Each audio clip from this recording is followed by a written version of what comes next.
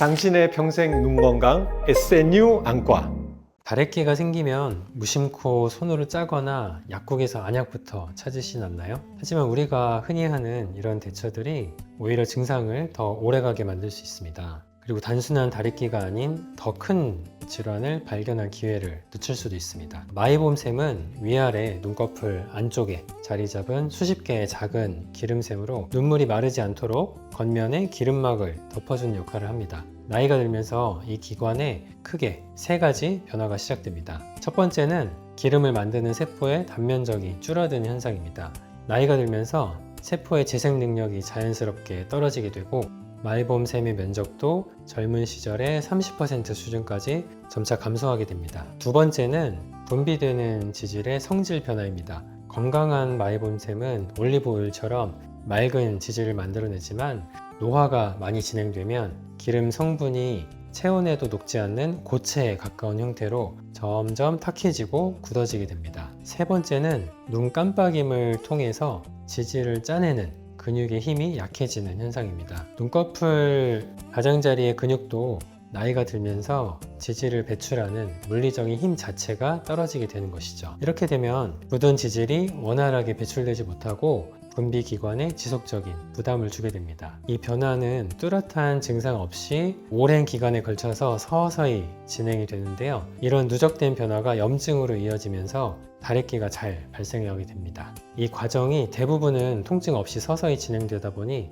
뒤늦게 발견하시는 경우가 많습니다. 이 안에서 굳어서 정체되어 있던 기름 성분이 주변 조직으로 퍼지는 경우가 있는데 우리 몸의 면역계는 이를 이물질로 인식을 하고 염증 반응을 일으키게 됩니다. 이 세균 감염 없이 발생한 이 염증이 눈꺼풀 안쪽에서 뭉쳐서 단단한 덩어리로 만져지게 되는데 이것이 바로 우리가 콩다래끼라고 부르기도 하는 산립종입니다. 한번 생긴 산립종이 왜 자연적으로 흡수되지 않는지는 우리 몸의 노화에 따른 자연스러운 변화로 설명할 수가 있습니다. 나이가 들수록 굳은 물질을 분해하고 배출하는 능력이 점차 떨어지게 되는데요. 이 뭉치는 현상이 길어지면서 염증 주변으로 단단한 주머니가 형성이 되는데 2단계에 접어들면 기본적인 온찜질 같은 관리만으로는 다시 흡수시키기가 상당히 까다로워집니다. 시간이 지날수록 다래끼가 점점 더 단단하게 굳어지는 것도 바로 이런 이유 때문인데요. 항생제 안약도 마찬가지입니다.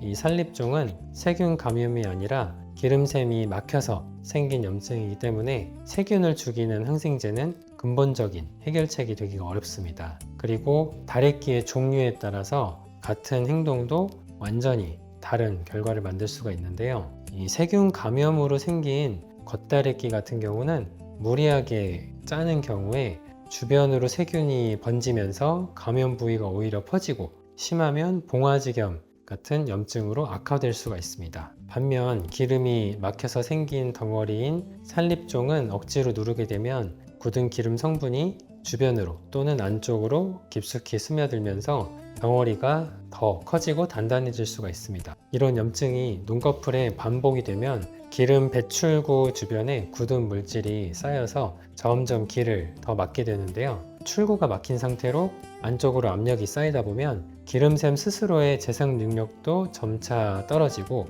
결국 본래 기능을 잃어버리게 됩니다.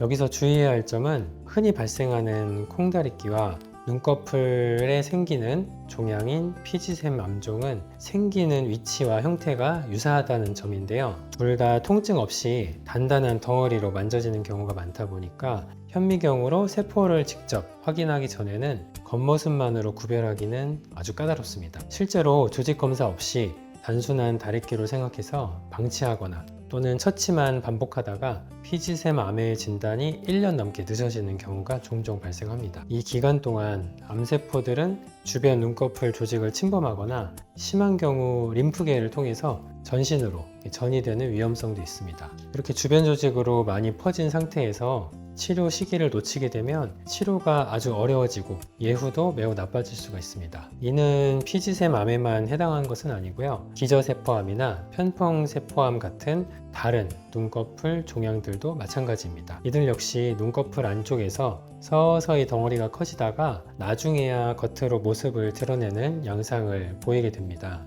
그래서 특히 같은 자리에서 3번 이상 다래끼가 재발한다면 이는 단순한 염증이 아니라 암세포가 자라고 있다는 중요한 신호일 수도 있습니다. 단순한 처치만으로는 주변에 있던 세포들이 다시 자라나게 되고 결국에는 몇 달 만에 같은 자리에 또다시 튀어나오는 현상이 반복될 수가 있습니다.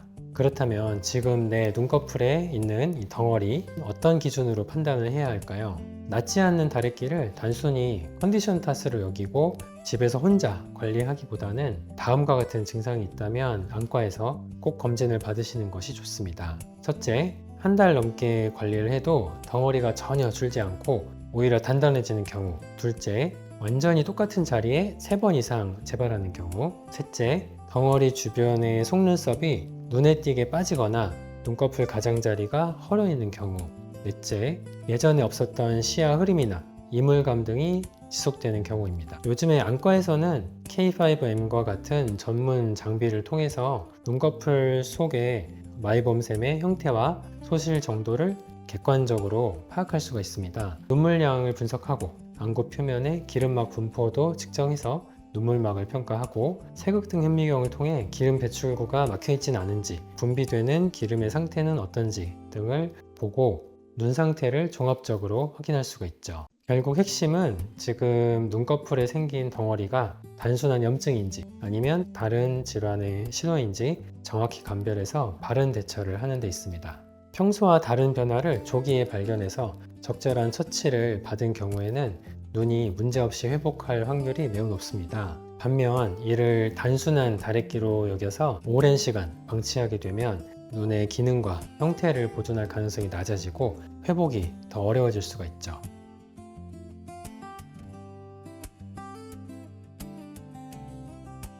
이 눈꺼풀 안쪽에서 조용하게 벌어지고 있는 일은 우리가 육안으로만 봐서는 정확하게 파악하기가 어렵습니다. 평소와 다른 눈꺼풀의 변화가 있다면 가볍게 넘기지 마시고 정확한 진단을 받아보시길 바랍니다. 지금까지 SNU 안과 원장 이민규였습니다. 라섹이나 라식, 스마일 수술을 받고 몇 년이 지나 시력이 다시 떨어진 분들 중에는 각막 두께가 아직 남아있으니 재수술도 가능하지 않겠느냐고 생각하시는 경우가 많습니다. 이 생각 틀린 방향은 아닙니다. 각막 두께는 중요한 기준입니다. 다만 여기서 멈추면 판단이 너무 단순해지죠. 재수술 가능 여부는 두께 하나로 결정되지는 않습니다. 실제로 진료실에서 보면 각막 두께는 충분한데도 재수술이 어려운 분들이 있고 반대로 두께는 아슬아슬해 보여도 다른 조건이 맞아서 수술을 검토할 수 있는 분들도 있습니다. 미국 안과학회와 유럽 백내장 굴절수술 학회 가이드라인에서도 재수술 적합성은 각막 형태, 동공의 크기, 안구 건조증의 정도, 시력 안정 기간, 수정체 상태까지 함께 보고 판단을 합니다. 대부분의 재수술 고려 환자는 수술한 지 10년 가까이 지난 상태에서 병원을 찾으십니다. 만약 이분들의 나이가 30대 후반일 경우에는 노안의 진행 정도 역시 따져보시는 것이 좋습니다. 재수술로 다시 원거리를 잘 볼 수 있게 만들 수는 있지만 그만큼 가까운 거리를 보는 게 힘들게 될 수도 있습니다. 노안의 초기 상태인 경우에는 노안을 함께 교정할 수 있는 방법을 고민해 보는 것이 필요합니다. 또한 40대 이후라면 수정체 상태 역시 보는 것이 필요합니다. 우리가 흔히 백내장은 50대 후반, 60대나 찾아오는 걸로 알고 계시지만 40대 중반부터는 눈 안의 수정체가 아주 조금씩 딱딱해지고 서서히 뿌옇게 변하기 시작합니다. 이 변화가 진행 중이면 각막을 다시 정밀하게 교정해도 뿌옇고 침침한 느낌이 잘 풀리지 않습니다. 원인이 각막이 아니라 수정체 쪽에 있기 때문이거든요. 이때는 각막 재수술을 먼저 생각하기보다는 노안과 백내장을 교정할 수 있는 방법을 생각해 봐야 합니다. 수술 후 각막에 남아있는 실질층, 단여각막은 보통 최소 280에서 300 마이크로미터 정도 확보돼야 한다고 봅니다. 여기서 말하는 건 각막 전체 두께가 아니라 레이저가 닿는 아래쪽 실질층에 남아있는 양입니다. 이 수치가 낮아질수록 각막이 눈 안의 압력을 견디는 힘도 약해지는데요. 특히 250 마이크로 아래로 내려가면 구조적으로 버티기가 어려운 구간에 들어갑니다. 재수술 가능 여부를 볼 때는 250과 300 사이가 중요한 판단 구간입니다. 라식을 받으신 분들은 각막 표면에 플랩이라는 얇은 뚜껑 구조가 만들어져 있는데요. 이 플랩은 각막을 받쳐주는 힘에는 크게 보탬이 되지 않습니다. 그래서 전체 두께가 아니라 플랩을 제외한 실질층이 얼마나 남았는지를 봐야 합니다. 겉으로 보이는 전체 수치만 보면 여유가 있어 보이는데 플랩을 제외하고 계산하면 실제로는 기준치에 가까운 경우가 많거든요. 처음 수술 당시 고도근시였던 분들은 이미 많은 양을 교정한 경우가 많아서 단순한 두께를 나타내는 숫자만으로 판단하기 어렵습니다. 여기에 더해 아예 각막 두께와는 다른 원인도 있습니다. 안구 전후 길이, 그러니까 눈의 앞뒤 길이가 계속 늘어나는 경우입니다. 고도근시였던 경우 성인이 된 이후 수술을 받았음에도 이 변화가 계속 이어지는 경우가 있습니다. 라식을 받은 고도근시 성인을 12년간 추적한 연구에서도 17.4%에서 안구 전후 길이가 1mm 이상 더 길어진 것으로 확인되었습니다. 안구가 1mm 길어지면 근시는 약 3디옵터 정도 더 진행될 수 있습니다. 이 경우에는 각막을 다시 교정해도 원인이 해결되지 않습니다. 초점이 안 맞는 이유가 각막 표면이 아니라 눈의 길이 변화했기 때문이거든요. 이런 경우라면 각막 두께를 먼저 따지기보다 망막과 항반 쪽에 문제가 없는지도 먼저 확인해야 합니다.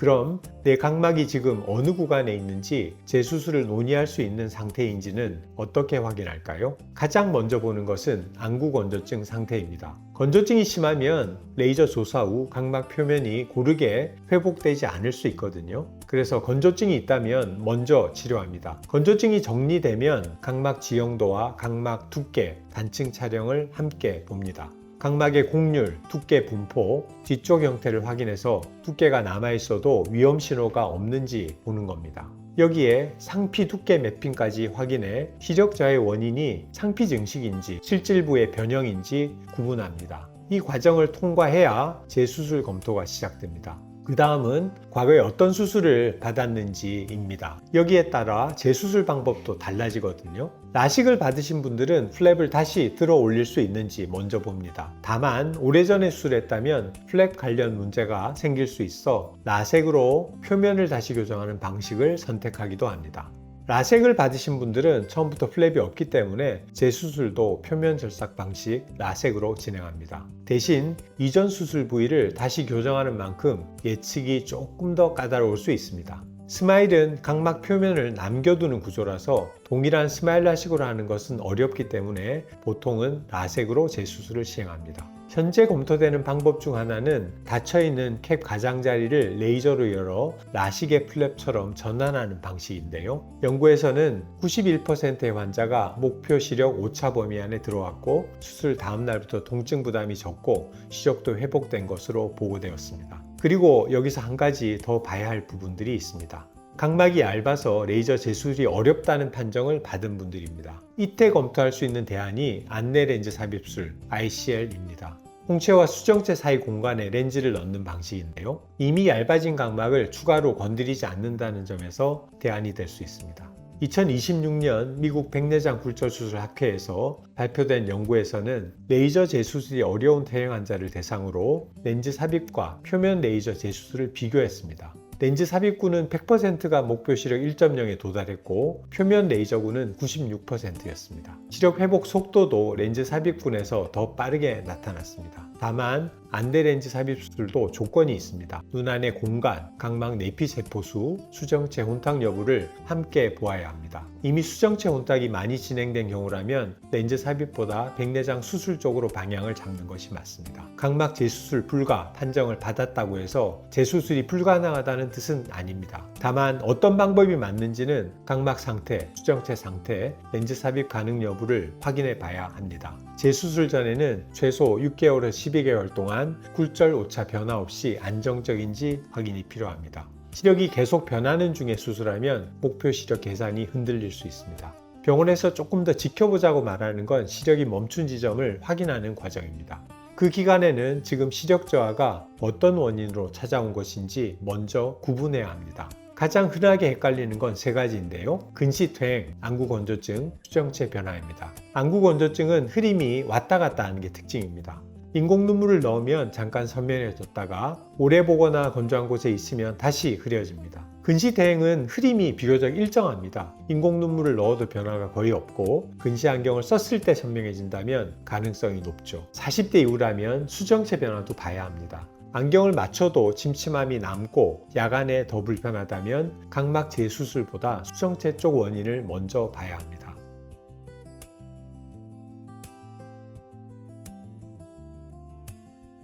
0.5에서 1디옵터 이상의 퇴행이 생겼거나 야간 빛 번짐이 심해졌거나 다시 안경 없이는 일상이 불편해졌다면 정밀 확인이 필요한 시점입니다. 지금까지 SNU안과 대표원장 정의상이었습니다.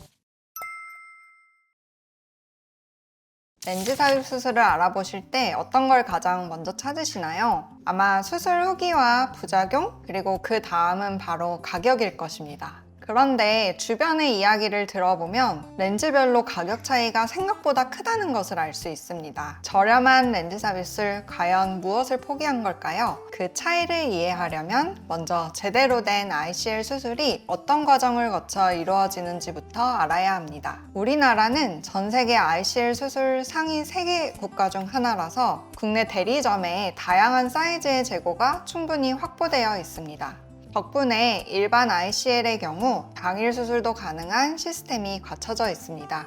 다만 난시 교정이 필요한 토릭 ICL은 상황이 다릅니다. 환자의 도수와 눈안 구조에 맞는 렌즈 크기, 난시축까지 개별적으로 설계해야 하기 때문에 국내에 재고가 없다면 미국 본사에서 배송을 받거나 주문 제작 과정을 거쳐야 합니다. 따라서 렌즈를 받는데 보통 몇 주에서 길게는 몇 달까지도 시간이 걸릴 수 있습니다. 재고가 있어 바로 수술이 가능하다고 해도 ICL 렌즈 자체의 가격이 크게 낮아지기는 쉽지 않습니다. 그 이유는 매우 엄격한 제조 공정과 낮은 생산 수율에 있습니다. 환자에게 사용할 렌즈 한 개를 만들기 위해서는 수십 개에서 많게는 수백 개의 렌즈가 생산되며 이 중에서도 광학적, 물리적 기준을 충족하지 못한 제품들은 모두 폐기됩니다. 최종적으로 환자에게 사용되는 렌즈는 까다로운 품질 검증 과정을 통한 제품들입니다. ICL의 재료인 콜라먼은 콜라겐 성분을 포함한 특수 생체 적합 소재라 소재의 특성과 엄격한 품질 관리 과정 때문에 렌즈 가격을 낮추는데 한계가 있는 겁니다.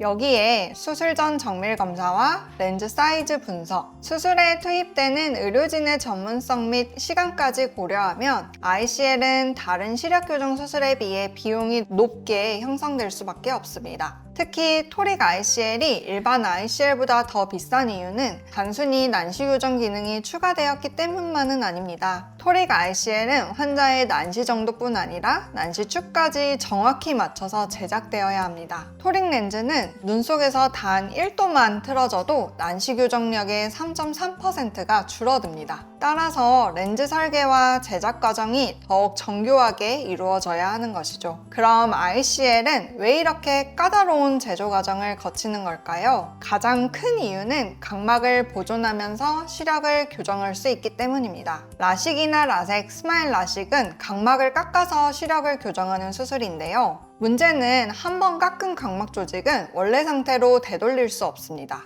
따라서 수술 후 각막의 구조적 안정성을 유지할 수 있는 수준의 잔여 각막 두께를 확보하는 것이 매우 중요합니다. 특히 고도 근시일수록 깎아야 할 각막의 양이 많아지거든요. 만약 수술 후 남는 각막이 너무 얇거나 원래 각막이 약한 경우에는 시간이 지나면서 각막이 안압을 견디지 못하고 앞으로 튀어나오는 각막 확장증 위험이 커집니다. 이런 경우에는 주로 ICL을 권유드리게 됩니다. ICL은 각막을 전혀 깎지 않고 눈 안에 렌즈를 넣는 방식이라서 각막 두께가 평균보다 얇거나 근시가 마이너스 8디옵터를 넘는 고도 근시 환자라면 레이저 시력 교정 수술보다 렌즈 삽입 수술이 더 적합한 선택지가 될 수 있는 거죠. 다만 ICL은 눈 안쪽의 수정체 앞 공간, 좁고 섬세한 공간에 렌즈를 위치시키는 수술이라서 수술 전 정밀 검사가 무엇보다 중요합니다. 가장 중요한 게 눈 속 공간 측정이에요. 저희 SNU 안과 같은 경우에는 파시아2, 아이트레이스 같은 첨단 장비를 사용해서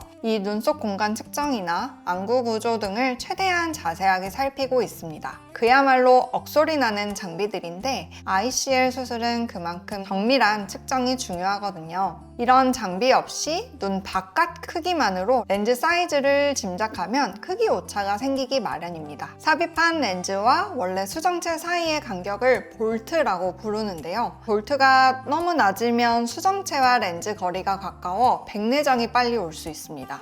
반대로 볼트가 너무 높으면 렌즈가 눈 속 물의 흐름을 방해해 안압이 올라가고 녹내장 가능성이 있습니다. 이런 문제가 생기지 않으려면 수술 전에 전방 깊이, 전방각, 수정체 높이, 렌즈 넣을 공간의 크기 등을 정확하게 측정하고 분석하는 것이 중요합니다.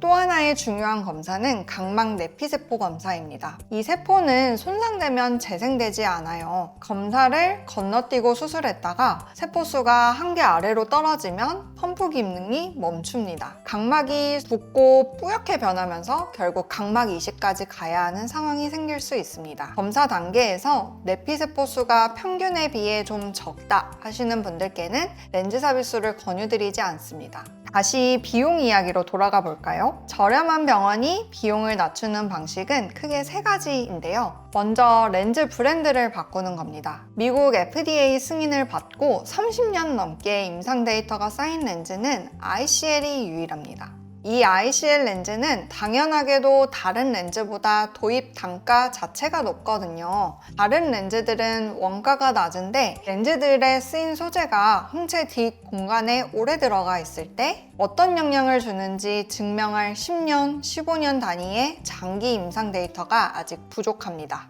두 번째는 초반에 말씀드렸던 검사의 차이입니다. 말씀드렸듯 장비 자체의 단가가 높기도 하고 그에 따른 유지 비용도 수술 비용에 포함되기 마련입니다. 이런 장비들이 도입되지 않은 안과에서 아날로그적인 방식으로 검사를 진행하기도 합니다. 물론 과거부터 이어져 온 방식인 만큼 나름의 노하우가 있겠으나 정확도는 떨어지겠죠. 이게 바로 렌즈 크기 오차의 가장 큰 원인이거든요. 세 번째는 환자별 정밀한 맞춤 과정을 생략하는 경우입니다. 렌즈 삽입술의 핵심은 단순히 렌즈를 눈 안에 넣는 것이 아니라 환자에게 최적화된 렌즈를 선택하는 것입니다. 저렴한 수술 비용의 이면에는 렌즈 선택의 정확도, 검사 과정, 수술 전후 관리 체계의 차이가 존재할 수 있습니다. 그런데 비용보다 수술 결과를 더 크게 갈라놓는 게 있습니다. 바로 집도의의 경험과 술기입니다. ICL은 절개부터 렌즈 안착까지 거의 모든 과정이 집도의의 판단과 손기술에 의해 이루어집니다. 수술의 대부분이 기계에 의해 진행되는 라식, 라섹과는 다르죠. 첫 번째는 렌즈를 넣을 때 사용하는 점탑 물질이 눈 안에 남으면 수술 후 급성 안압 상승의 원인이 될 수 있어 꼼꼼한 제거가 필요합니다. 두 번째는 토릭 렌즈는 회전할수록 난시 교정 효과가 감소하기 때문에 정확한 축에 맞게 위치시키는 술기가 필요합니다. SNU 안과에서는 칼리스토 I 같은 버추얼 디지털 마커 시스템을 이용해 실시간으로 의사가 축을 더블 체크하며 렌즈를 삽입하고 있습니다. 그래서 병원을 선택하실 때 누가 수술하는지를 먼저 보시는 게 중요합니다. 세 가지를 확인하시면 되는데요. 제조사 스타의 공식 교육 인증을 받은 의사인지, 집도 경험이 충분히 쌓여 있는지, 그리고 임상 결과를 학술적으로 발표한 이력이 있는지입니다. 국내 렌즈 삽입술은 양암 기준으로 400만 원대 초반에서 600만 원대 후반까지 폭이 넓은데요. 이 차이는 대부분 렌즈 브랜드와 난시 기능이 포함된 렌즈인지에 따라 달라집니다. 왜 병원마다 비용 차이가 나는지 이제 보이실 겁니다. 정리하면 ICL 비용에는 렌즈 값만 포함된 건 아닙니다. 렌즈 제작 과정의 엄격한 품질 관리, 수술 전 정밀 검사, 환자별 맞춤 렌즈 선택과 집도의 경험과 술기까지 모두 반영된 셈이죠.